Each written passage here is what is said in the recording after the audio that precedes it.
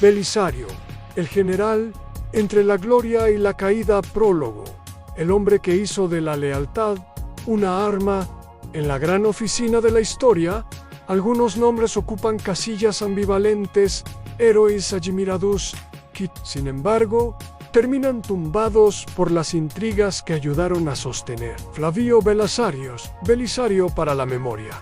Pertenece a ese grupo, militar de carrera, estratega de la caballería y a la vez producto de una corte que conocía la gratitud y la envidia en la misma medida.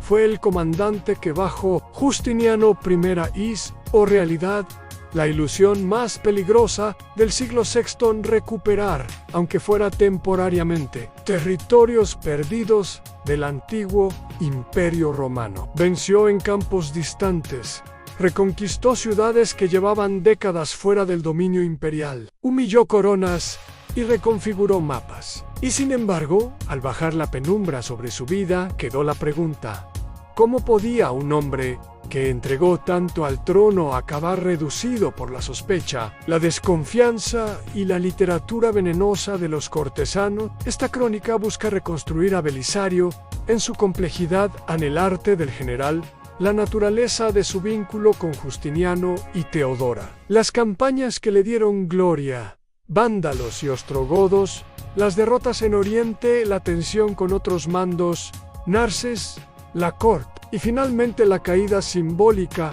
que alimentó leyendas sobre su ceguera y su mendicidad. Más allá de los episodios militares, la vida de Belisario nos habla de la ambición de un emperador, de los límites del servicio y del precio que paga quien confía demasiado en la bondad de un patrón político. Y orígenes y forjan un provinciano en el servicio imperial. Belisario nació hacia el año 500, probablemente en alguna región balcánica o de la Iliria. Su familia no era de las grandes casas senatoriales, pero sí de lo bastante respetable para que el joven pudiera entrar en la máquina militar imperial. Lo que define su formación no es el linaje, sino la experiencia. Desde temprano aprendió a montar, a dirigir tropas y, tal vez más importante, a ganarse la fidelidad de hombres de armas. Su estilo no era el del magnate que compra lealtades con tierra y privilegios hereditarios, sino el del jefe práctico que acompasa el carisma personal con la recompensa puntual. Las fuentes antiguas, sobre todo Procopio, lo describen como sobrio, disciplinado y de carácter sereno. Un soldado que prefería el cuartel al lujo del palacio. Temperamento, valorado en campaña, lo puso pronto en el radar de comandantes mayores y, con la llegada de Justiniano al trono en 527, lo proyectó hacia una carrera que en pocos años le llevaría a liderar ejércitos en teatros muy diversos. La combinación de virtudes militares y de discreción personal lo hicieron idóneo para quien necesitaba no solo victorias, sino lealtades que no se convertirían en amenazas. Segundo, la escuela de las fronteras de las campañas orientales a la batalla de Dara. Antes de su periodo más conocido en Occidente, Belisario se mostró en el frente oriental, la escuela dura del soldado bizantino. En las guerras contra los sasánidas, participó en campañas que tenían la doble dificultad de un enemigo disciplinado y de terrenos implacables. Allí forjó su competencia táctica, aprendió a manejar la caballería pesada y la infantería de choque, y desarrolló una cualidad preciosa en la capacidad de improvisar con recursos limitados. La batalla de Dara 530, una de sus actuaciones más celebradas en Oriente, mostró su genio táctico al enfrentar a fuerzas persas numerosas y experimentadas. La victoria en Dara no fue solo fruto del valor, fue el resultado de una planificación minuciosa de la retaguardia, del uso del terreno y de la coordinación entre arqueros, catafractos y tropas ligeras. Aunque hubo también fracasos, la batalla de Colinicum al año siguiente dejó un sabor amargo. La reputación de Belisario como general creció y Justiniano, atento a la capacidad de sus subordinados, lo reclutó en el gran proyecto imperial de restauración. Tercero, vándalos en la campaña Relámpago y la recuperación del África romana. El primer gran momento de su fama ocurrió en Occidente, contra el reino vándalo de África. En 533, Justiniano decidió que la restauración del imperio debía empezar por el Mediterráneo. Recuperar el norte de África significaba restituir la principal despensa y asegurar rutas que facilitaban cualquier expansión ulterior. El emperador confió la misión a Belisario con un mandato claro y recursos que, si bien no eran abrumadores, incluían una flota competente y fuerzas híbridas. La campaña fue una obra maestra de decisión y conducción. Tras un desembarco bien calculado, Belisario separó la guerra en operaciones cortas y decisivas en la victoria en Ad Decimum. Cercau de Cartago, septiembre de 533, abrió el camino. La batalla de Tricamarum aplastó la resistencia vándala, y en pocas semanas,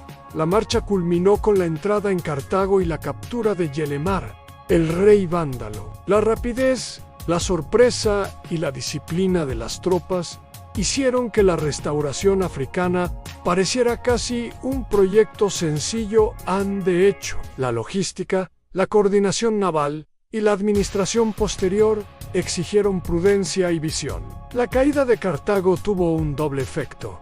Restableció la legitimidad de Justiniano en Occidente y mostró al imperio que, con soldados bien dirigidos y objetivos claros, la reconquista era posible. Para Belisario fue el triunfo que le garantizó fama y botín, pero también la primera exposición pública a la intriga. La gloria lo colocó en el foco de las ambiciones cortesanas, y el éxito militar empezó a molestar a quienes preferían un orden político estático. Italia, el arte de la toma y la defensa entre ciudades, Roma, Nápoles, Ravenna, animado por la victoria en África y por la idea de completar la restauración, Justiniano autorizó la campaña contra los ostrogodos en Italia. Belisario desembarcó en Sicilia y con prudencia fue avanzando hacia la península. El drama italiano fue distinto.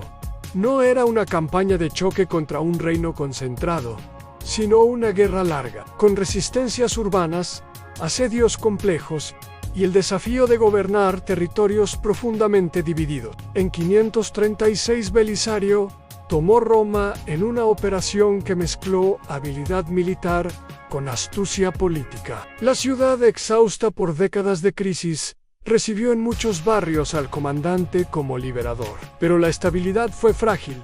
Los godos contraatacaron y el emperador envió refuerzos limitados. Belisario defendió Roma con tesón durante largos asedios, 5-3, 7-5-3-8, improvisando defensas, organizando la logística urbana y resistiendo embestidas que pusieron en riesgo no solo la ciudad, sino su prestigio. Su campaña en Italia terminó en la fase más luminosa, con la capitulación de Ravenna en 540 y la entrega del rey Witeges a Constantinopla. Pero la conquista fue incompleta.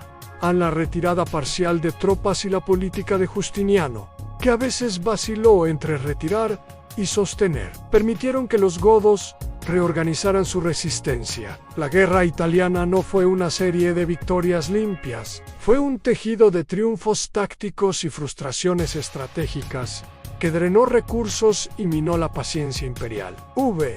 Economía de la gloria, limitaciones, recursos y la política de Justiniano. Un aspecto crucial para entender la carrera de Belisario es su relación con las arcas imperiales. Justiniano soñó con grandes restauraciones, Córsego, Italia, África, pero sus recursos eran limitados. La corte gastaba en edificios, en la codificación del derecho y en la magnificencia de la ciudad. Y de tanto en tanto, la tesorería mostraba agobio. Belisario tuvo que operar con fuerzas finitas. Eso explica muchas de sus decisiones prudentes.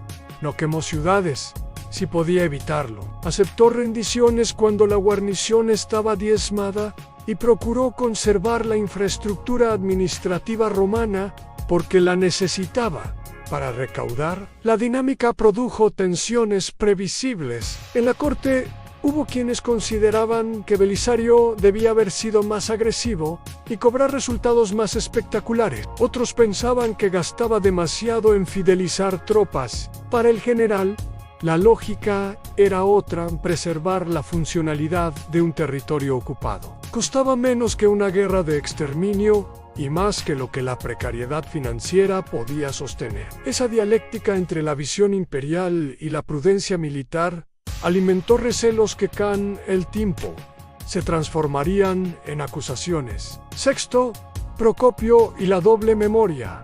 El historiador encomiástico y el cronista oscuro no puede contarse la vida de Belisario sin detenerse ante Procopio de Cesarea, la voz más cercana que llegó hasta nosotros. Procopio escribió dos tipos de textos: la historia de las guerras, donde relata con respeto las victorias de Belisario y el temple del general, y la famosísima Historia Secreta, un panfleto donde Justiniano y sobre todo Teodora aparecen con rasgos monstruosos, y donde Belisario mismo es a veces retratado en tonos ambiguos. La coexistencia de ambas caras obliga a leer con cuidado. A la historiografía oficial aplaude, la privada denuncia. La historia secreta arroja sombras, acusaciones de ingratitud imperial, insinuaciones de amoríos y complots que sin duda contienen dosis de exageración, rencor y literatura de corte, pero no son inocuas.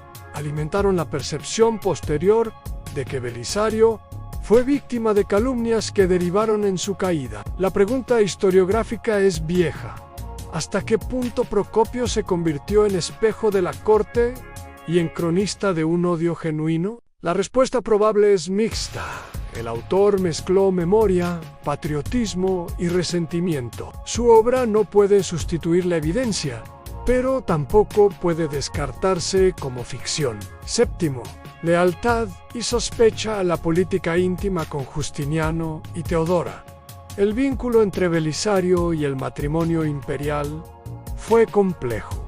Justiniano lo admiró y lo recompensó. La emperatriz Teodora, sin embargo, aparece en las fuentes como figura que desconfiaba de la independencia de los generales y que ejercía influencia sobre las decisiones palaciegas. La corte podía elogiar a Belisario y, al mismo tiempo, malquistarlo con intrigas en la naturaleza del poder imperial. Se alimentaba tanto del servicio militar como de la sumisión absoluta a la voluntad del trono. Belisario, según la narrativa tradicional, aceptó siempre la autoridad del emperador.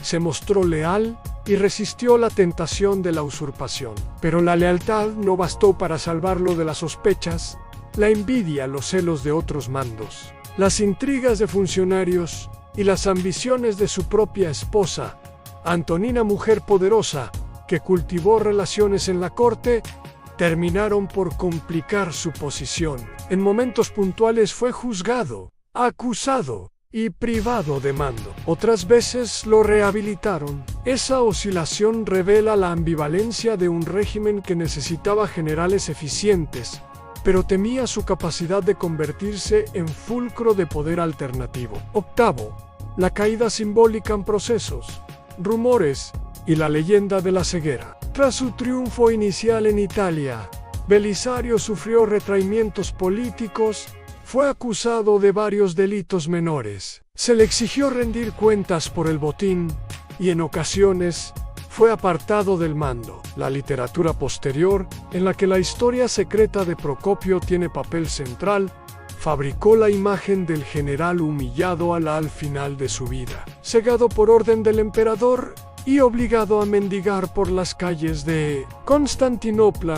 Con un perro supuestamente le pidió limosna a aquellos que antes lo habían idolatrado. Es una de las tradiciones más potentes, porque condensa en una escena la ironía trágica. El servidor que fue arrojado a la miseria por la misma política que lo celebró. Las evidencias sólidas para esa imagen son escasas, y la mayoría de los historiadores modernos tienden a considerarla leyenda o una exageración literaria. Lo que sí ocurrió con claridad es que Belisario fue varias veces humillado en la corte, fue procesado, acusado de negligencia o de conspiración, pero también absuelto y reintegrado. Justiniano nunca autorizó de forma documentada una mutilación oficial. La tradición de la ceguera probablemente responde a un mito nacido de la mezcla entre resentimiento popular y literatura satírica. Sin embargo, la leyenda sobrevive porque contiene una verdad moralán.